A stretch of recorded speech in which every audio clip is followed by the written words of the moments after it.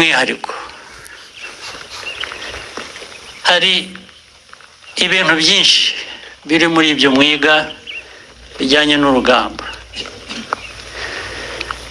Niba ari ugukoresha iriya mbunda cyangwa izindi zitamuritswe hamwe,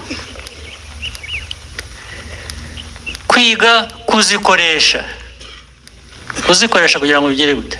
Kuzikoresha kurasa umwanzi, kurasa wakuzanyeho intambara, kuyikoresha gute rero?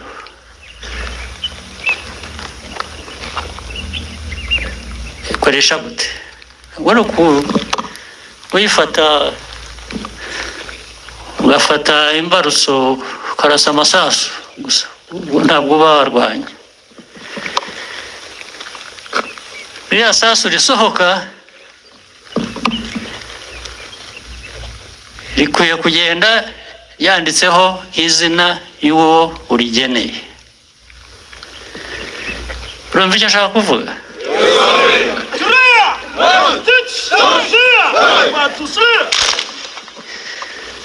Gufora murabizi, urafora. Aba ari ugufora gusa ngo ure kuri isasu rigende. Urafora rikagenda ugahamya. Iyo ugiye gutangira 1, 2, 3 kuri target imwe bitajyaho, ubwo hari ikibazo. Hari ukuvuga ko muri ya masomo cyangwa se muri wowe na nyuma y'amasomo hagomba kuba hari ikibazo ugomba gukosora, kuko iyo utabikoze utyo n'undi arafora, sibyo? Aragutanga,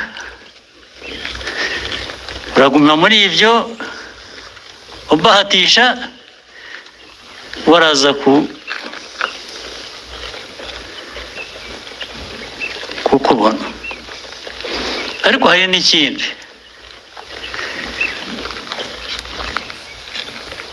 ubu kijyanye noneho n'ibijyanye na economy y'ibyo dukoresha. Nujya kugera kuri target ari uko wakoresheje amasasu 10, amasasu 10 ni ukuba n'andi 10 n'abandi 10 n'abandi 10, yabaye menshi. Ese uzajya uhora ubona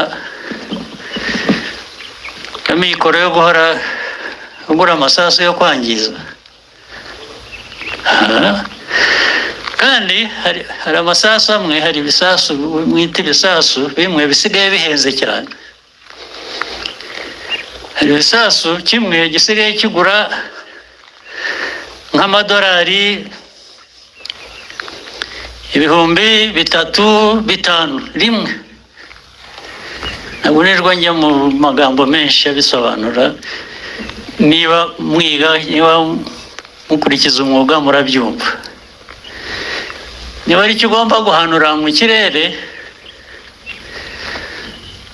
ukohereza kimwe ukohereza ikindi ushakisha, ubwo kimwe 5,000 wohereje ikindi 5, urahushije ibindi 5, ubwo ni 15,000 ushakisha by'amadolari.